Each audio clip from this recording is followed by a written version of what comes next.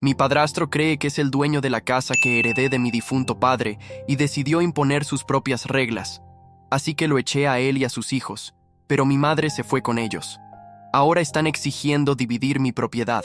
Todavía recuerdo la expresión de Roberto cuando le entregué la carta de desalojo. Su rostro pasó del desconcierto a la furia en cuestión de segundos. Apretó el papel entre sus manos hasta arrugarlo y me apuntó con el dedo, temblando de rabia. Mi nombre es Carlos Mendoza, tengo 28 años y hasta hace 3 semanas vivía con mi madre Elena, mi padrastro Roberto y sus 2 hijos, Javier y Lucía, en la casa que mi padre me dejó cuando falleció hace 10 años. Mi padre había sido claro en su testamento. La propiedad era exclusivamente mía, aunque mi madre podría vivir allí el tiempo que quisiera. Roberto entró en nuestras vidas cuando yo tenía 16 años. Al principio parecía un buen hombre, trataba bien a mi madre y era cordial conmigo. Pero todo cambió cuando cumplí 25 años y comencé a trabajar en una constructora.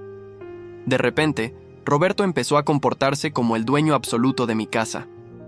Primero fueron cosas pequeñas, mover mis pertenencias sin consultarme, usar mi estudio para sus reuniones de trabajo, invitar a sus amigos los fines de semana sin avisarme. Luego vinieron las prohibiciones. No podía tener visitas después de las 9 de la noche, debía pedir permiso para usar el jardín los domingos. Incluso instaló cámaras en áreas comunes, por seguridad. Tu padre querría que cuidara de esta casa como si fuera mía, me dijo un día cuando le reclamé. Esa frase me hirvió la sangre. Mi padre jamás hubiera aprobado que este hombre me tratara como un inquilino en mi propia casa. El punto de quiebre llegó cuando encontré que había vaciado el trastero donde guardaba las pertenencias de mi padre, sus libros, su colección de relojes antiguos, álbumes de fotos de nuestra familia, todo tirado o donado porque ocupaba espacio innecesario. ¿Dónde están las cosas de mi padre?, le pregunté, intentando controlar mi voz. Las doné a la caridad. Ya era hora de deshacernos de esa basura vieja, respondió sin siquiera mirarme, concentrado en su teléfono. ¿Con qué derecho tocas las pertenencias de mi padre? Mi voz temblaba. Con el derecho que me da ser el hombre de esta casa. Deberías agradecerme por mantener este lugar en pie todos estos años. Esa noche no pude dormir. Sentía que cada día que pasaba, Roberto borraba más la presencia de mi padre de lo que era su hogar, mi herencia. A la mañana siguiente, tomé una decisión. Revisaría el testamento y los documentos de propiedad para entender exactamente cuáles eran mis derechos. El abogado fue claro. La casa era legalmente mía, sin condiciones ni restricciones, excepto el derecho de mi madre a vivir allí. Roberto no tenía derecho legal alguno sobre la propiedad. ¿Puedo pedirles que se vayan?, pregunté al abogado. Absolutamente. Es tu propiedad y puedes decidir quién vive en ella, excepto tu madre. Con su ayuda, redacté una carta formal solicitando a Roberto y sus hijos que desalojaran la casa en un plazo de 15 días. Cuando se la entregué, su reacción fue exactamente la que esperaba. Incredulidad seguida de furia. «¡Te has vuelto loco!», gritó. «¡No puedes echarnos! Esta casa es tanto mía como tuya». «No, Roberto, esta casa nunca ha sido tuya. Es mi herencia y tengo los documentos que lo prueban», se rió con desprecio. «Tu madre nunca permitirá esto. Ella elegirá a su esposo, no a un malagradecido como tú». Sus palabras me dolieron porque sabía que podrían ser ciertas. Durante años, mi madre había elegido mantener la paz con Roberto por encima de defenderme a mí, pero esta vez era diferente. Esta vez tenía la ley de mi lado. Los siguientes 15 días fueron un infierno. Roberto manipuló a mi madre, diciéndole que yo los estaba dejando en la calle, que era un desagradecido después de todo lo que él había invertido en la casa.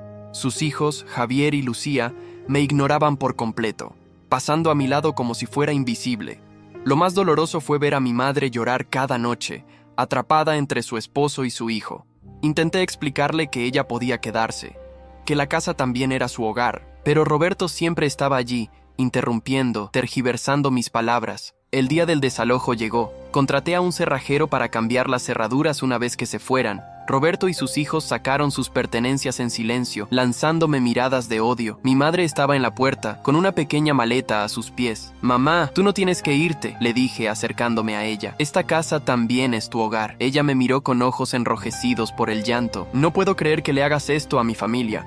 Me voy con Roberto y mis otros hijos». «¿Sus otros hijos?». Esas palabras me destrozaron. Después de todo, Yo era su único hijo biológico. Javier y Lucía nunca me habían tratado como familia, y ahora mi propia madre los llamaba sus hijos mientras me daba la espalda. Les vi marcharse desde la ventana. Por primera vez en años, la casa estaba en silencio. Debería haberme sentido aliviado, pero solo sentía un vacío enorme. 2 días después, recibí una notificación legal.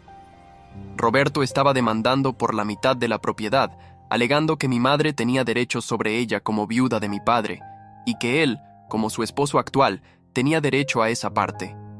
Adjuntaba algunos recibos de supuestas mejoras que había hecho a la casa, pintándose como el salvador de una propiedad que, según él, estaba cayéndose a pedazos cuando llegó. Era una mentira tras otra. Mi padre había dejado la casa en perfectas condiciones, y yo había seguido manteniéndola después. Las mejoras de Roberto eran en realidad cambios no autorizados que había hecho para acomodar a su familia, muchas veces destruyendo aspectos originales que yo valoraba. La guerra por la casa de mi padre acababa de comenzar, y yo no estaba dispuesto a rendirme. Llamé inmediatamente a mi abogado, Gabriel Ruiz, un hombre de unos 50 años con experiencia en derecho de propiedad. Le mostré la demanda y los documentos que Roberto había adjuntado. «Esto es ridículo», dijo Gabriel después de revisarlos. «El testamento de tu padre es absolutamente claro. La casa es tuya, y el derecho de habitación de tu madre no se transfiere a su nuevo esposo ni mucho menos a sus hijastros». «Entonces, ¿por qué están haciendo esto?», pregunté frustrado.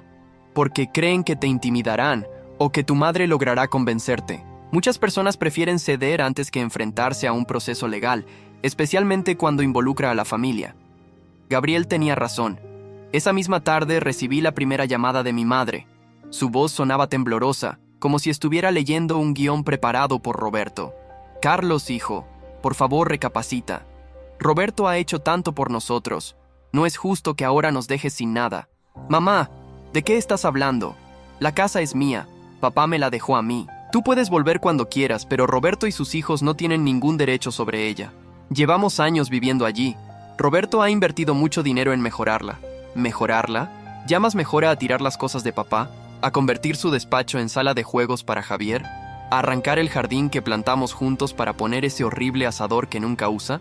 Hubo un silencio al otro lado de la línea. Casi podía escuchar a Roberto susurrándole qué decir. «Por favor, hijo», continuó finalmente. «Si no lo haces por Roberto, hazlo por mí. ¿Dónde vamos a vivir ahora? Roberto tiene un departamento que alquila en el centro. Pueden quedarse allí mientras encuentran otro lugar. Ese departamento es demasiado pequeño para nosotros 4. Me sorprendí por su respuesta. Roberto nunca me había mencionado que tenía una propiedad en alquiler. Algo no encajaba. «¿Roberto tiene un departamento?», pregunté, intentando sonar casual. «Sí, pero…» Se detuvo abruptamente. «Tengo que colgar. Hablaremos después». Esa conversación me dejó intranquilo. Decidí investigar un poco y descubrí que Roberto no solo tenía un departamento, sino 2 propiedades más que alquilaba. El hombre que se quejaba de no tener dónde vivir era dueño de 3 inmuebles que le generaban ingresos mensuales. Cuando confronté a mi madre con esta información en nuestra siguiente llamada, ella parecía genuinamente sorprendida. «No sabía que tenía más de un departamento»,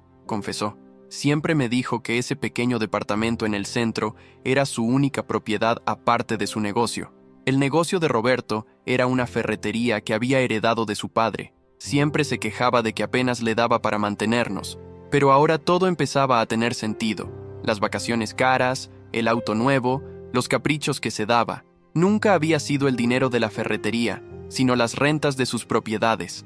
Propiedades que había mantenido en secreto, incluso de mi madre. Mientras tanto, la demanda seguía su curso.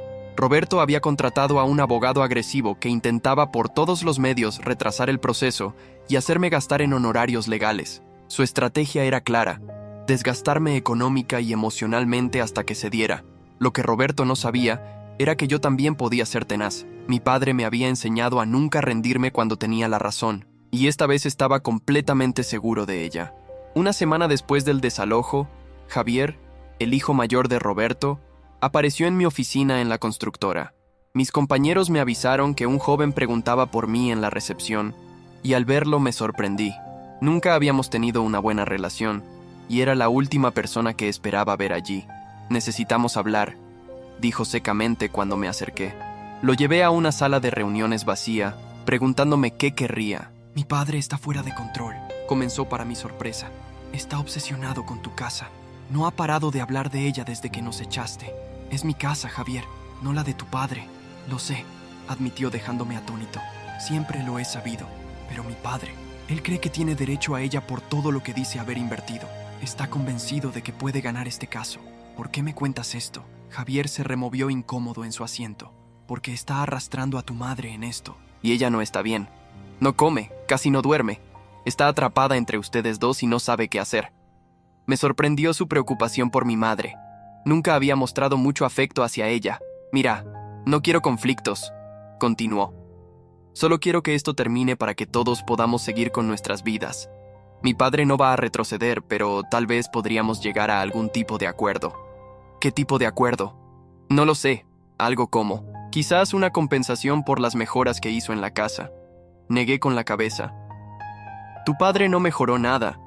Solo cambió cosas sin mi permiso, a menudo destruyendo recuerdos valiosos para mí. Aún así, ha vivido allí por años y... ¿Y qué? ¿Eso le da derecho a reclamar mi propiedad? ¿Acaso yo le estoy reclamando las rentas que debería haberme pagado por vivir en mi casa todos estos años? Javier se quedó callado, pero su expresión me dijo que había dado en el clavo. Ahí estaba el verdadero motivo. Querían evitar que yo contraatacara reclamando un alquiler retroactivo. Dile a tu padre que estoy dispuesto a olvidar los años que vivió en mi casa sin pagar un centavo si él retira la demanda y deja de acosar a mi madre con este asunto. Javier asintió y se levantó para irse, pero antes de salir se detuvo. Hay algo más que deberías saber. Mi padre tiene documentos que tu madre firmó hace años, dándole permiso para hacer cambios en la casa. Está usando eso como prueba de que ella le cedió sus derechos. Un escalofrío recorrió mi espalda. ¿Mi madre había firmado algo así? Esa misma tarde visité a mi tía Marta, hermana de mi padre. Ella siempre había sido directa y honesta, incluso cuando la verdad dolía. Tu madre nunca entendió de papeles legales, me dijo cuando le conté lo que Javier había mencionado. Tu padre se encargaba de todo eso. Después de su muerte, Roberto asumió ese papel. No me sorprendería que le haya hecho firmar documentos sin explicarle realmente qué estaba firmando. Pero, ¿cedería mamá sus derechos sobre la casa? La única cosa que papá le dejó. Mi tía suspiró. Elena siempre ha sido complaciente con sus parejas. Quiere evitar conflictos a toda costa. Si Roberto le dijo que era un simple trámite, probablemente firmó sin cuestionar. Sus palabras me entristecieron. Mi madre siempre había sido así, evitando confrontaciones, cediendo para mantener la paz. Era una de las razones por las que nunca me había defendido cuando Roberto me trataba mal. Hay algo más, continuó mi tía dudando. No sé si debería decírtelo. Por favor, tía, necesito saber todo. Roberto le ha estado diciendo a Elena que si coopera con él en este asunto de la casa, pondrá una de sus propiedades a su nombre. Le está prometiendo seguridad a cambio de que te presione. La manipulación de Roberto era peor de lo que imaginaba. Estaba usando el miedo de mi madre a quedarse sin nada en su vejez para ponerla en mi contra. ¿Cómo sabes todo esto?, pregunté. Elena me llamó ayer, llorando. Está destrozada, Carlos. Siente que está traicionándote, pero también tiene miedo de quedarse en la calle si Roberto decide dejarla. Ahora entendía mejor la situación. Mi madre estaba atrapada en la manipulación de Roberto, quien la había convencido de que yo era el villano que los había dejado sin hogar, mientras él se presentaba como su salvador, ofreciéndole una seguridad que en realidad nunca le había dado. Cuando regresé a casa esa noche, me encontré con una notificación pegada en mi puerta. Roberto había conseguido una orden judicial provisional que me prohibía vender o modificar la propiedad hasta que se resolviera la demanda. La guerra por la casa de mi padre se intensificaba, y yo acababa de descubrir que mi oponente no solo era manipulador, sino que había estado preparando este golpe durante años. La notificación judicial me dejó claro que Roberto estaba dispuesto a todo. Llamé a Gabriel inmediatamente para entender qué significaba exactamente esa orden. Es un movimiento preventivo, me explicó. No pueden quitarte la casa con esto.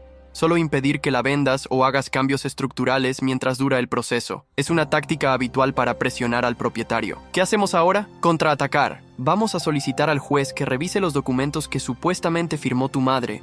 Si fueron obtenidos mediante engaño o coacción, no tendrán validez legal. Al día siguiente, mientras salía para el trabajo, encontré a Lucía, la hija de Roberto, esperándome junto a mi auto. A diferencia de la visita sorpresa de Javier, su presencia no parecía amistosa. Mi padre va a quedarse con esta casa, dijo sin saludar. Siempre consigue lo que quiere. Deberías saberlo ya. ¿Has venido solo para decirme eso? He venido a advertirte. Esta pelea está destrozando a Elena. Antes de continuar, permítanme hacer una observación. Esta es una historia original del canal TS Triálogos. Si la estás escuchando desde otro canal, significa que esta historia fue robada de nuestro canal. Si te gustó esta historia, suscríbete a TS Triálogos para ver las mejores historias. Si realmente te importara tu madre, cederías y acabarías con su sufrimiento. Me acerqué a ella, manteniendo la calma. Si a Roberto realmente le importara mi madre, no la estaría usando como peón en esta batalla. Tiene 3 propiedades, Lucía.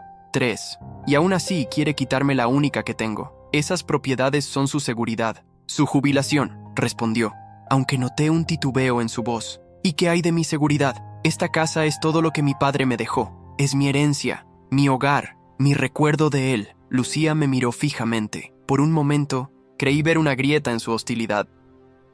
Mi padre dice que tu madre le cedió sus derechos, dijo finalmente. ¿Y tú le crees? ¿Crees que mi madre renunciaría voluntariamente a la única conexión que le queda con mi padre? No respondió, pero su silencio fue elocuente. También ella tenía dudas. Mira, Lucía, no quiero ser tu enemigo. No tengo nada contra ti ni contra Javier. Mi problema es con Roberto y su forma de actuar. Para mí, atacar a mi padre es atacarme a mí, respondió, recuperando su tono hostil. No esperes que me ponga de tu lado. Se marchó sin decir más, pero nuestra conversación me dejó pensando. Tanto Javier como Lucía parecían tener fisuras en su lealtad hacia Roberto. Quizás ellos tampoco estaban completamente convencidos de la justicia de sus acciones. Esa tarde, Gabriel me llamó con noticias. Tenemos una audiencia preliminar en 2 semanas. He solicitado que tu madre esté presente para aclarar el asunto de los documentos. No sé si vendrá, confesé. Apenas me habla, y cuando lo hace, parece recitar lo que Roberto le dice que diga. Necesitamos que venga, Carlos. Su testimonio es crucial.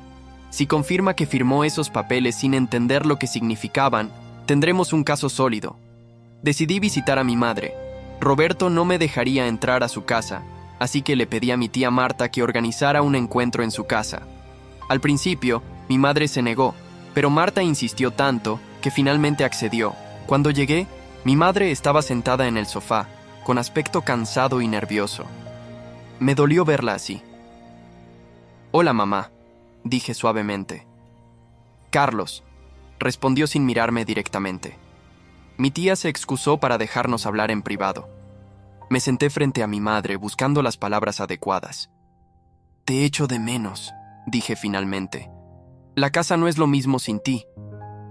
«Entonces, ¿por qué nos echaste?» Su voz temblaba. «No te eché a ti, mamá. Te pedí que te quedaras. Eché a Roberto porque estaba apoderándose de algo que no le pertenece, algo que papá dejó para mí. Roberto ha cuidado de nosotros todos estos años». «No, mamá. Roberto ha vivido a costa de nosotros, en mi casa, sin pagar nada, mientras cobraba rentas por sus otras propiedades. Propiedades que te ocultó». Su expresión cambió. «No te creo». Saqué mi teléfono y le mostré las fotos de los registros de propiedad que había conseguido. Sus ojos se abrieron con sorpresa al ver los documentos. «3 propiedades, mamá. Y según estos registros, las tiene desde antes de casarse contigo». Eso no puede ser cierto», balbuceó, pero vi la duda en sus ojos. «También sé que te ha prometido poner una de ellas a tu nombre si me ayudas a ceder la casa». Lágrimas comenzaron a rodar por sus mejillas. Había dado en el blanco. «Tengo miedo, Carlos», confesó entre sollozos. «¿Qué pasará conmigo si no coopero? ¿Dónde viviré si Roberto me deja?» Me arrodillé frente a ella y tomé sus manos. «Conmigo, mamá. Tu lugar siempre ha estado conmigo, en nuestra casa, la casa que papá compró para nosotros». Mi madre lloró más fuerte y la abracé, dejándola desahogarse. Cuando se calmó, abordé el tema más delicado. «Mamá, ¿recuerdas haber firmado algún papel cediendo tus derechos sobre la casa a Roberto?» Se quedó pensativa, secándose las lágrimas. «Firmé muchos papeles después de que tu padre muriera. Roberto decía que eran para arreglar temas legales, impuestos. No entendía bien, confiaba en él. ¿Te explicó exactamente qué estabas firmando? No realmente, solo decía, firma aquí, Elena, y yo lo hacía, exactamente como había sospechado. Roberto había abusado de la confianza de mi madre. Necesito que vengas a una audiencia en 2 semanas. El juez quiere escucharte sobre esos documentos. El pánico cruzó su rostro. No puedo testificar contra Roberto. Me odiará, me dejará sin nada. Mamá, solo necesitas decir la verdad. ¿Te explicó Roberto que estabas renunciando a tus derechos sobre la casa? No, nunca mencionó nada así. Entonces, eso es lo que debes decir. La verdad, nada más. Nos quedamos en silencio un momento, y luego mi madre me miró con una expresión que no había visto en años. Determinación. Lo haré, dijo finalmente, pero no puedo volver a casa ahora. Roberto sospecharía y no sé cómo reaccionaría. Puedes quedarte con la tía Marta hasta la audiencia. No puedo dejarle saber a Roberto que te he visto. Creerá que estoy conspirando contra él. Entonces inventa una excusa. Di que necesitas espacio, que quieres visitar a Marta por unos días. Mi madre asintió lentamente. Lo intentaré. Mientras me despedía de ella, sentí una mezcla de esperanza y preocupación. Por fin había logrado conectar con mi madre, pero también la había puesto en una posición difícil. Los días siguientes fueron tensos. Roberto llamó varias veces a mi oficina, dejando mensajes amenazantes. Vas a perder todo. Tu madre está sufriendo por tu culpa. Aún puedes hacer lo correcto y ceder una parte de la casa. Ignoré todas sus llamadas y me concentré en preparar el caso con Gabriel. Revisamos el testamento de mi padre, los registros de la propiedad, incluso encontramos fotos del estado original de la casa para probar que las mejoras de Roberto eran en realidad modificaciones no autorizadas que habían disminuido el valor de la propiedad. Una semana antes de la audiencia recibí una llamada de un número desconocido. Era Javier. Mi padre descubrió que tu madre está con tu tía, dijo sin preámbulos. Está furioso. Cree que están conspirando contra él. ¿Cómo está ella? ¿Está bien? Por ahora sí, pero dudó un momento. Creo que deberías saber algo. He encontrado unos papeles en el escritorio de mi padre. Parecen ser borradores de documentos donde tu madre supuestamente cede sus derechos. La firma no se parece a la de Elena. Mi corazón se aceleró. ¿Estás diciendo que falsificó su firma? No estoy seguro, pero se ve extraño. Y hay varios intentos, como si estuviera practicando. Si lo que Javier decía era cierto, esto cambiaba todo. No solo Roberto había manipulado a mi madre, sino que podría haber cometido falsificación de documentos. ¿Por qué me cuentas esto, Javier? Creí que estabas del lado de tu padre. Hubo una pausa. Mi padre no siempre ha sido justo. Con nosotros tampoco. Desde que nos fuimos de tu casa, se ha vuelto obsesivo, controlador. Todo gira en torno a recuperar esa casa, como si fuera una cuestión de orgullo. No me gusta lo que le está haciendo a Elena, ni cómo está afectando a todos. Gracias por decírmelo, dije sinceramente. ¿Podrías conseguir fotos de esos documentos? Lo intentaré, pero no prometo nada. Mi padre casi nunca sale de casa ahora. Después de colgar, llamé inmediatamente a Gabriel para contarle lo que había descubierto. Si podemos probar que falsificó la firma de tu madre, esto pasará de ser un simple conflicto civil a un caso de fraude, dijo Gabriel. Pero necesitamos esas pruebas. ¿Y si no conseguimos las fotos? Aún tenemos el testimonio de tu madre. Si ella niega haber firmado esos documentos específicos, el juez ordenará un peritaje caligráfico. La noche anterior a la audiencia, recibí un mensaje de Javier con varias fotos adjuntas. Había conseguido fotografiar los borradores en el escritorio de su padre. Efectivamente, había varios intentos de copiar la firma de mi madre, cada uno ligeramente diferente. Le reenvié las imágenes a Gabriel, quien respondió de inmediato: esto es oro. Nos vemos mañana en el juzgado. Esa noche apenas pude dormir. Todo se decidiría al día siguiente. O recuperaría definitivamente mi casa y a mi madre, o Roberto ganaría y perdería el último vínculo que me quedaba con mi padre. El día de la audiencia amaneció nublado, como presagiando la tormenta que se avecinaba. Llegué al juzgado 1 hora antes, nervioso pero decidido. Gabriel ya estaba allí, repasando los documentos. ¿Mi madre ha llegado?, pregunté, preocupado de que Roberto hubiera logrado convencerla de no asistir. Aún no, pero tu tía me llamó hace unos minutos. Vienen en camino. Media hora después, vi entrar a mi madre acompañada por mi tía Marta. Se veía pálida y asustada, pero cuando nuestras miradas se cruzaron, me dio una pequeña sonrisa que me llenó de esperanza. Roberto llegó minutos después, acompañado por su abogado, y sorprendentemente, solo por Lucía. Javier no estaba con ellos. Roberto me lanzó una mirada furiosa cuando me vio junto a mi madre, y le susurró algo a su abogado. Entramos a la sala donde se llevaría a cabo la audiencia preliminar. El juez Sánchez, un hombre de unos 60 años con expresión severa, nos pidió tomar asiento y comenzó explicando el propósito de la reunión. Estamos aquí para determinar si existe mérito suficiente para proceder con la demanda del señor Roberto Vega contra Carlos Mendoza sobre los derechos de propiedad de la residencia ubicada en Avenida Libertadores 247. También revisaremos la validez de ciertos documentos presentados como evidencia. El abogado de Roberto, un hombre de traje costoso y sonrisa ensayada, fue el primero en hablar. Presentó su caso con confianza, mostrando los supuestos documentos firmados por mi madre. Como pueden ver, su señoría, Elena Mendoza, viuda de Mendoza y actual esposa de mi cliente, cedió sus derechos habitacionales y aceptó que el señor Vega realizara mejoras significativas en la propiedad, convirtiéndose en parte interesada legítima. Gabriel escuchó pacientemente, tomando notas. Cuando fue su turno, se levantó con calma. Su señoría, la defensa sostiene que estos documentos son completamente fraudulentos. La señora Elena nunca entendió lo que estaba firmando, si es que realmente firmó algo. Tenemos razones para creer que su firma fue falsificada. El abogado de Roberto protestó inmediatamente. Objeción. Esa es una acusación grave sin pruebas. Las pruebas las presentaremos ahora, respondió Gabriel, mostrando las fotos que Javier me había enviado. Estos son borradores encontrados en el escritorio del señor Vega, donde claramente está intentando replicar la firma de la señora Elena. El juez examinó las imágenes con atención, mientras Roberto se ponía visiblemente nervioso. ¿De dónde obtuvieron estas imágenes?, preguntó el juez. Gabriel mantuvo la compostura. De una fuente confidencial que temía por la integridad de este proceso, su señoría. El abogado de Roberto saltó de su asiento. Estas imágenes podrían ser manipuladas. Exigimos conocer su origen. El tribunal ordenará un peritaje de los documentos originales, decidió el juez. Mientras tanto, me gustaría escuchar a la señora Elena Mendoza sobre estos supuestos documentos que firmó. Mi madre se levantó con manos temblorosas. Cuando el juez le pidió que se acercara, vi a Roberto lanzarle una mirada amenazante. Pero para mi sorpresa, mi madre caminó con la cabeza alta. Señora Mendoza, ¿reconoce este documento?, preguntó el juez, mostrándole el papel donde supuestamente cedía sus derechos. Mi madre lo examinó detenidamente.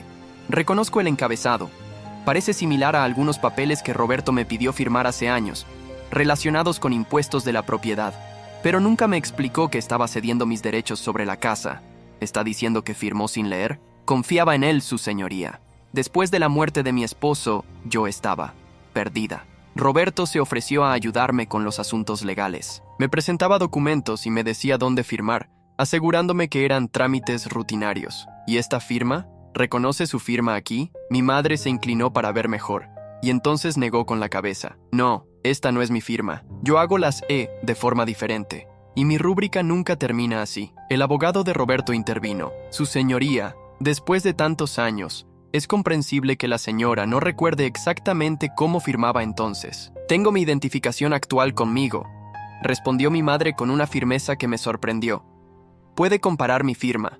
El juez solicitó su identificación y la comparó con la firma en el documento.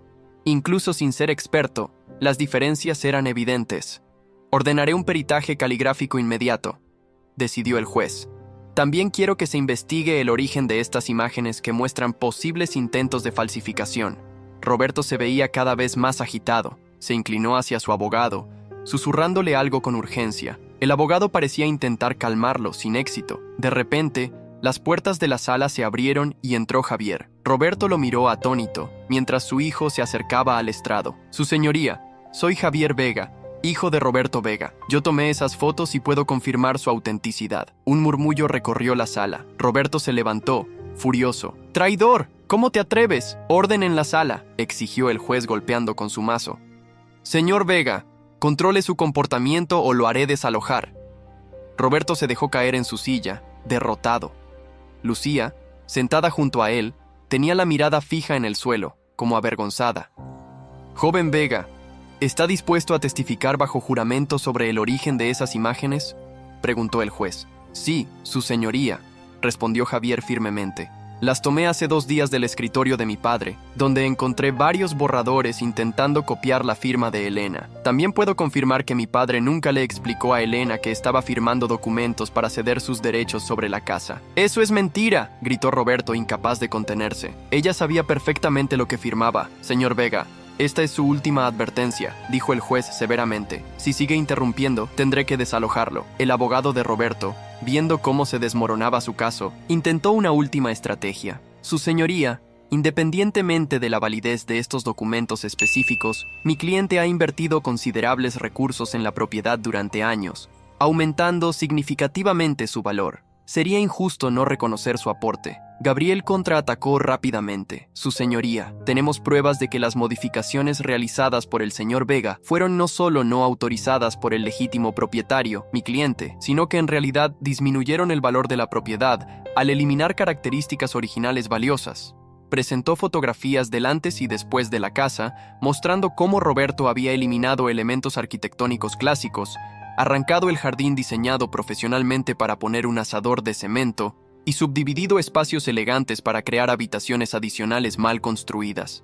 Además, continuó Gabriel, si vamos a hablar de compensaciones económicas, mi cliente estaría en su derecho de reclamar un alquiler retroactivo por los años que el señor Vega y sus hijos vivieron en la propiedad sin pagar un centavo.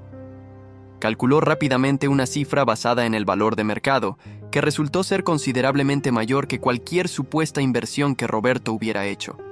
Roberto perdió completamente los estribos, se levantó de un salto y comenzó a gritar: «¡Esto es un complot!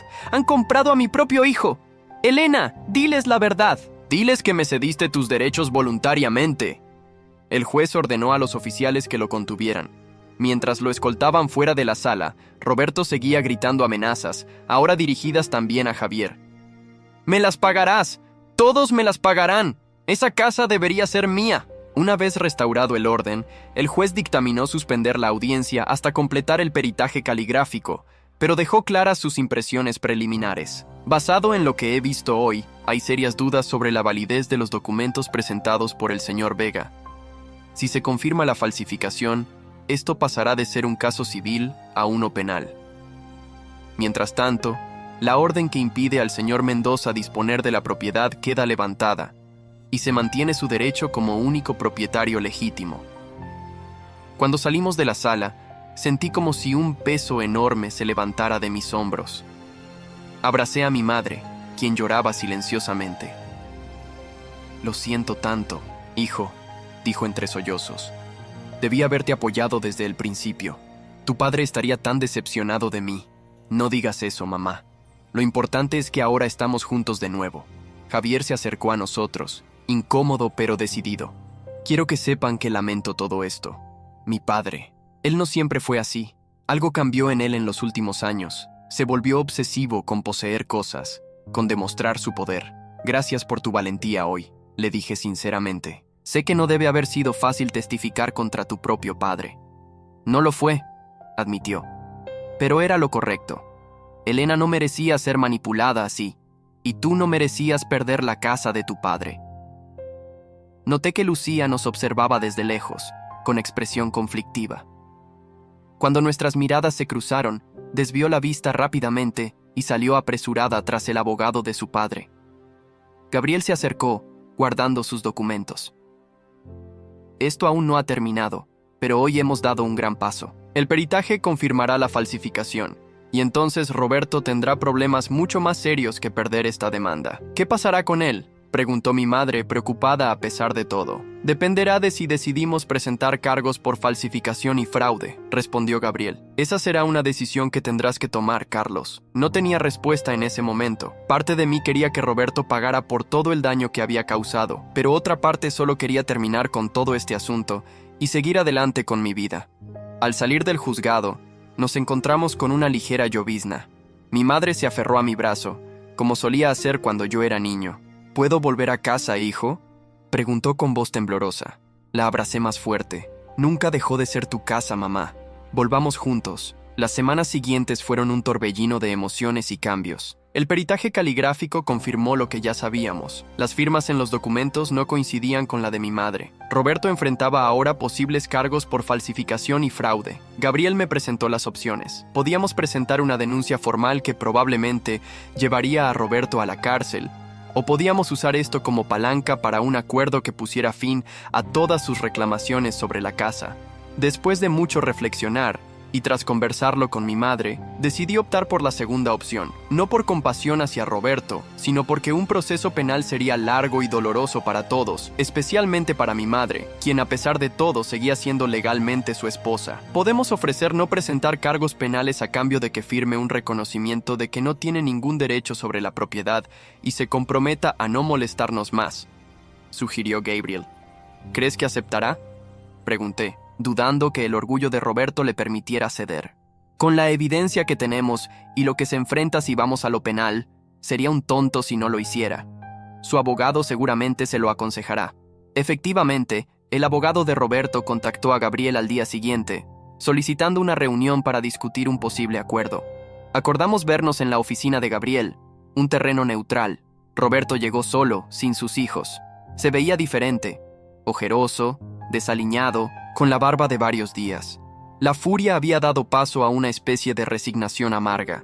Mi cliente está dispuesto a renunciar a cualquier reclamación sobre la propiedad, comenzó su abogado sin preámbulos, a cambio de que no se presenten cargos por falsificación.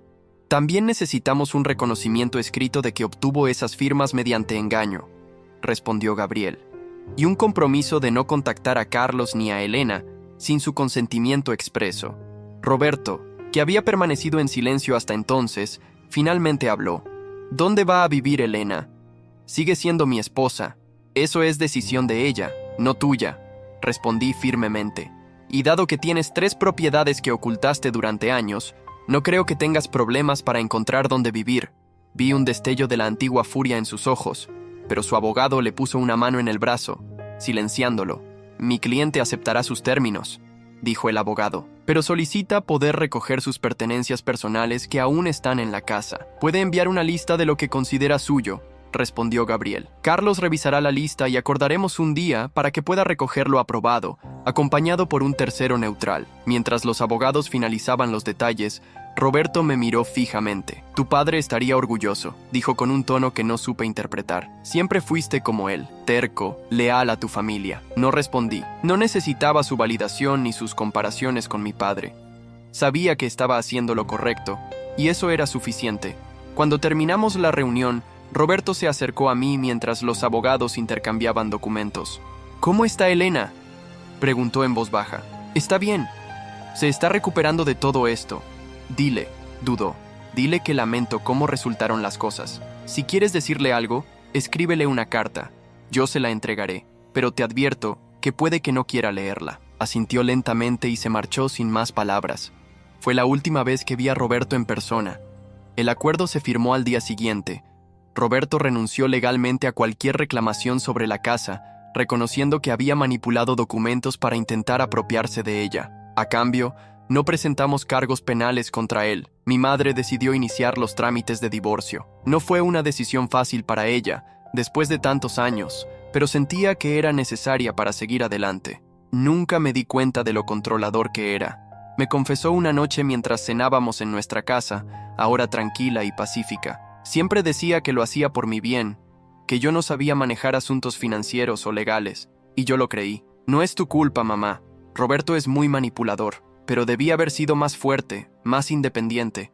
Tu padre nunca me trató así. Siempre me consideró su igual, me consultaba todo. Esa noche, por primera vez en años, mi madre habló extensamente sobre mi padre, historias que yo conocía y otras nuevas, detalles de su relación, anécdotas de cuando yo era pequeño. Fue como recuperar una parte de él que había estado dormida durante todo el tiempo que Roberto estuvo en nuestras vidas. 2 semanas después, recibimos noticias de Javier. Tras testificar contra su padre, la relación entre ellos se había roto por completo. Roberto lo había desheredado y expulsado de su casa. Javier estaba buscando un apartamento para alquilar. ¿Crees que podríamos ayudarlo?, preguntó mi madre sorprendiéndome. Después de todo, él nos ayudó cuando lo necesitábamos. Tenía razón. Le ofrecimos a Javier el sótano que yo había acondicionado como mi espacio personal, ahora que yo había vuelto a mi antigua habitación. aceptó agradecido, prometiendo que sería temporal mientras encontraba su propio lugar. La convivencia con Javier resultó sorprendentemente fácil. Era respetuoso, colaboraba con las tareas domésticas e incluso empezó a ayudarme con algunos proyectos de renovación que había planeado para la casa. Mi madre parecía contenta de tenerlo cerca, como si en cierta forma compensara la ausencia de Roberto y Lucía.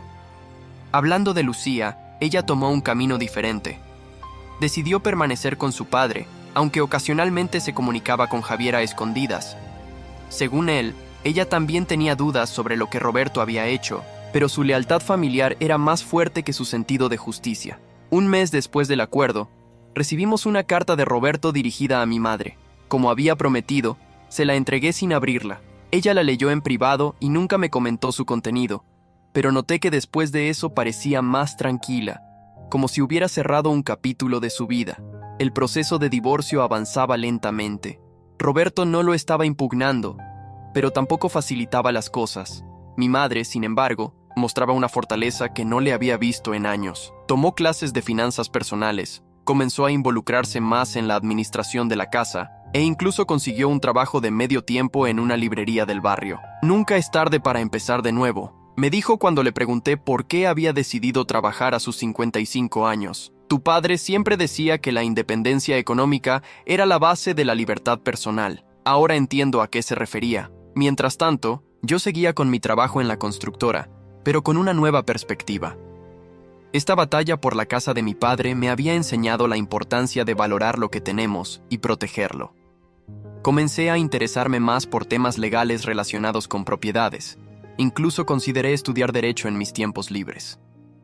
Un día, revisando unos viejos álbumes de fotos con mi madre, encontramos planos originales de la casa que mi padre había guardado. Me di cuenta de que algunas de las modificaciones que Roberto había hecho habían alterado significativamente la estructura original, eliminando detalles arquitectónicos que mi padre había valorado especialmente. Tu padre pasó meses diseñando esta casa con el arquitecto, recordó mi madre, acariciando los planos con nostalgia. Cada detalle tenía un propósito, una historia. Fue entonces cuando decidí emprender un proyecto ambicioso, restaurar la casa a su diseño original, recuperando la visión de mi padre. Gracias a mis contactos en la constructora, pude conseguir materiales a buen precio y profesionales dispuestos a ayudarme en su tiempo libre. Javier, sorprendentemente, se ofreció a colaborar. Resultó ser hábil con las manos y dispuesto a aprender. Trabajábamos juntos los fines de semana, derribando las paredes que Roberto había añadido, restaurando molduras, recuperando espacios.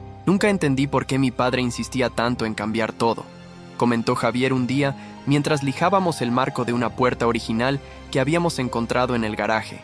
Ahora veo que la casa ya era perfecta como estaba. Mi madre también participaba a su manera, investigando sobre los colores originales, los materiales, incluso contactando con antiguos amigos de mi padre que pudieran tener fotos de cómo era la casa antes. Durante una de estas restauraciones, hicimos un descubrimiento inesperado. Al retirar un falso techo que Roberto había instalado en el despacho de mi padre, encontramos una pequeña caja de metal empotrada en la pared original. Dentro había documentos, cartas y un pequeño cuaderno que resultó ser el diario de mi padre. Mi madre lloró al verlo. No sabía que llevaba un diario. David siempre fue reservado con sus pensamientos más íntimos. Decidimos leerlo juntos esa noche, después de la cena. Las páginas estaban llenas de reflexiones sobre la vida, sobre su amor por mi madre y por mí, sus esperanzas para nuestro futuro. Las entradas finales, escritas cuando ya sabía que estaba enfermo, hablaban específicamente de la casa. Esta casa es mi legado para Carlos, había escrito. No solo es un techo, sino un símbolo de todo lo que he trabajado y soñado. Espero que algún día la comparta con su propia familia, que llene estas habitaciones con las risas que yo no podré escuchar. Elena podrá vivir aquí el tiempo que desee, pero la casa debe ser de Carlos. Él sabrá honrar su historia y construir su futuro sobre estos cimientos. Estas palabras confirmaron lo que siempre había sentido, que defender la casa no era solo una cuestión de propiedad, sino de honor a la memoria y los deseos de mi padre. Unos días después, recibimos una visita inesperada de Lucía. Estaba nerviosa, claramente incómoda, pero decidida. Había dejado la casa de Roberto después de una fuerte discusión. «Ha cambiado», nos explicó mientras tomábamos café en la cocina. Se ha vuelto amargado, obsesivo. Sigue hablando de esta casa, de cómo se la robaron, de que algún día la recuperará. ¿Te ha enviado él a espiar?, preguntó Javier suspicaz. No, respondió ella con firmeza. He venido porque necesito alejarme de él por un tiempo, aclarar mis ideas, y porque... Dudó un momento. Quería disculparme, especialmente contigo. Elena, te tratamos muy mal. Mi madre, siempre compasiva, le tomó la mano. Todos cometemos errores, Lucía. Lo importante es reconocerlos y aprender de ellos. Le ofrecimos quedarse unos días, hasta que decidiera qué hacer. Al principio, la convivencia fue tensa. Lucía y yo apenas habíamos intercambiado palabras amables en el pasado, y la desconfianza no desaparece de la noche a la mañana. Pero con el tiempo, empezó a integrarse en nuestra pequeña comunidad. Una tarde, mientras continuábamos con las renovaciones, Lucía me encontró observando unas fotografías antiguas de la casa. Era hermosa, comentó, mirando por encima de mi hombro. No entiendo por qué mi padre insistió tanto en cambiarla. Creo que necesitaba borrar la presencia de mi padre, respondí. Hacer suyo lo que nunca le perteneció. Lucía asintió pensativa. Siempre ha sido así. Necesita controlar todo, poseerlo, incluidas las personas. Por primera vez, tuve una conversación sincera con ella. Me contó cómo había sido crecer con Roberto como padre, las altas expectativas, los castigos cuando no cumplían sus estándares, la manipulación constante. Javier siempre fue más rebelde, explicó. Yo intentaba complacerlo, ser la hija perfecta. Solo ahora me doy cuenta de lo tóxico que era. Para mi sorpresa, Lucía decidió quedarse más tiempo del previsto. Encontró trabajo en una cafetería cercana y comenzó a contribuir a los gastos de la casa. También se unió a nuestro proyecto de restauración, mostrando un talento especial para los detalles decorativos. 6 meses después del acuerdo legal, la transformación de la casa estaba casi completa. Habíamos restaurado la estructura original, recuperado los espacios abiertos que mi padre había diseñado, incluso reconstruido el jardín según los planos originales. Solo faltaba un elemento, el gran vitral que presidía la escalera principal, que Roberto había sustituido por una ventana común. Encontrar un artesano capaz de recrear ese vitral específico parecía imposible hasta que mi tía Marta recordó que mi padre había encargado el diseño original a un viejo amigo suyo, un maestro vidriero que quizás aún estaría en activo. Efectivamente, Don Héctor no solo seguía trabajando, sino que conservaba los bocetos originales del vitral. Accedió a recrearlo por un precio razonable, como homenaje a la amistad que había tenido con mi padre. El día que instalaron el vitral fue especial.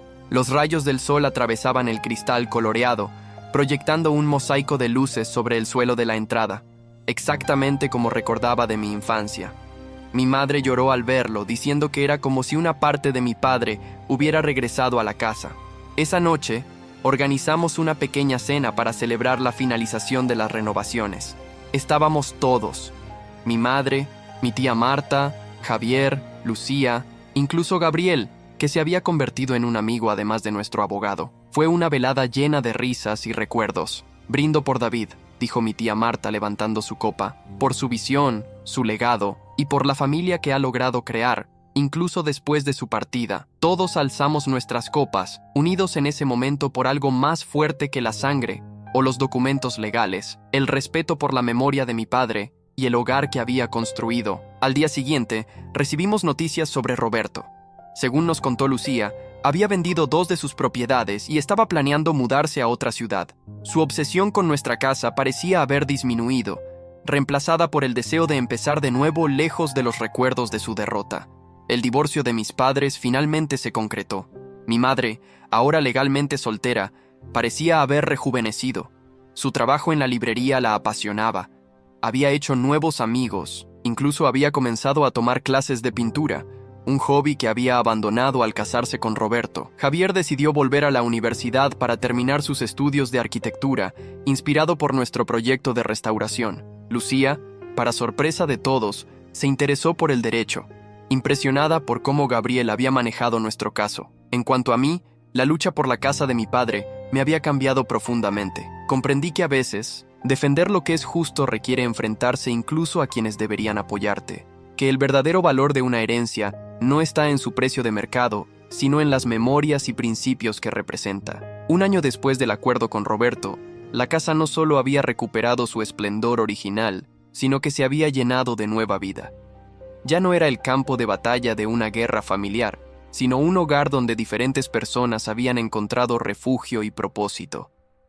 Una tarde, mientras tomábamos café en el jardín restaurado, mi madre me hizo una pregunta que me tomó por sorpresa. ¿Te arrepientes de haber echado a Roberto? Lo pensé un momento antes de responder. No, siento que hayas tenido que pasar por todo esto, pero no me arrepiento de haber defendido lo que mi padre quería para nosotros. Ella asintió, contemplando las flores que acabábamos de plantar. Yo tampoco me arrepiento. A veces necesitamos perder algo para darnos cuenta de lo que realmente importa. En ese momento, con el sol poniente iluminando el jardín que mi padre había diseñado, entendí que nuestra batalla había sido por algo más que ladrillos y terreno. Había sido por preservar un legado, por honrar promesas, por reclamar no solo una propiedad, sino nuestra dignidad y autonomía. La casa que mi padre nos había dejado finalmente era nuestra en todos los sentidos, no solo legalmente, sino espiritualmente. Habíamos luchado por ella, la habíamos restaurado, y ahora estábamos llenándola de nuevos recuerdos, nuevos sueños, nuevas posibilidades. Y eso, más que cualquier documento o título de propiedad, era el verdadero valor de mi herencia. Han pasado 3 años desde que terminamos la restauración de la casa. La vida ha seguido su curso, trayendo cambios que nunca hubiera imaginado cuando comenzó esta historia. Mi madre continúa trabajando en la librería, ahora como encargada. Ha florecido en su independencia, formando un círculo de amigos y dedicándose a sus propios intereses. A veces la sorprendo mirando viejas fotografías de mi padre, pero ya no con tristeza, sino con una especie de gratitud serena por el tiempo que compartieron. Javier se graduó en arquitectura y ahora trabaja en un prestigioso estudio. Hace poco compró su propio apartamento, pero sigue visitándonos regularmente para las cenas de los domingos que se han convertido en tradición. Lucía terminó su primer año de Derecho con excelentes calificaciones. Sueña con especializarse en Derecho familiar para ayudar a personas en situaciones similares a la que nosotros vivimos. Aunque se mudó a una residencia universitaria, considera nuestra casa como su segundo hogar. En cuanto a Roberto, sabemos poco. Se trasladó a la costa como planeaba y, según nos contó un conocido común, ha rehecho su vida con una nueva pareja. A veces envía tarjetas a Javier y Lucía en sus cumpleaños, un pequeño gesto de reconciliación que ellos han decidido aceptar, aunque manteniendo una distancia prudente. Yo sigo trabajando en la constructora, ahora como jefe de proyectos. El año pasado conocí a Laura, una arquitecta especializada en restauración de edificios históricos. Nuestra pasión compartida por preservar el patrimonio nos unió, y hace 3 meses le pedí que se mudara conmigo a la casa de mi padre. A veces, cuando bajamos por la escalera principal y el sol de la mañana atraviesa el vitral, proyectando ese mosaico de colores sobre el suelo, pienso en todo lo que hemos vivido para llegar hasta aquí, en cómo lo que comenzó como una batalla por una propiedad terminó redefiniendo lo que significa realmente un hogar y una familia. La casa que heredé de mi padre sigue siendo legalmente mía, pero en un sentido más profundo, pertenece a todos los que han encontrado refugio entre sus paredes, a todos los que han contribuido a restaurar no solo su estructura física, sino también su espíritu. Y quizás esa fue siempre la intención de mi padre. No solo dejarme un edificio, sino un lugar donde construir conexiones, memorias y una vida plena. Un legado que va mucho más allá de los documentos de propiedad. Si llegaste hasta aquí y te gustó, no olvides dejar tu like y suscribirte a nuestro canal. Tu apoyo nos motiva a traer más historias increíbles. Muchas gracias y que tengas un excelente día.